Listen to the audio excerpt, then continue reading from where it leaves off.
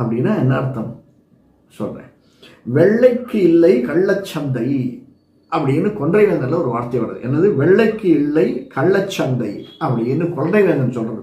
ஆத்திச்சூடி கொன்றைவேந்தன் இல்லையா, அதுல அந்த கள்ளச்சந்தை இல்லை அப்படின்னு, வெள்ளைக்கு இல்லை கள்ளச்சந்தை. அதாவது வெள்ளைனா தூய்மைன்னு அர்த்தம்.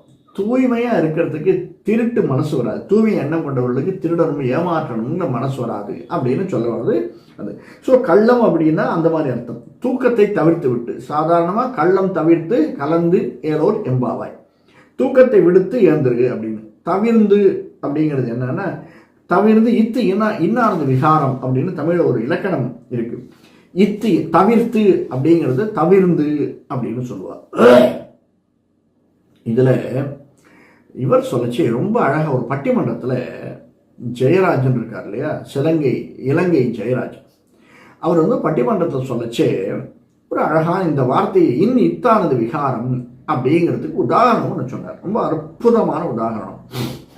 எல்லாரும் சொல்றா அகல்யை சாப விமோச்சனம், அகல்யை வந்து தவறு பண்ணிவிட்டாள் அப்படின்னு சொல்றார். ஆனால் கம்பன் அப்படி சொல்வது இல்லை அப்படின்னு இந்த இத்தானது விகாரம்ங்கிற ஒரே ஒரு இலக்கணத்தை வைத்துக்கொண்டு அந்த இடத்தை அவர் ரொம்ப அழகாக விளக்குவார்.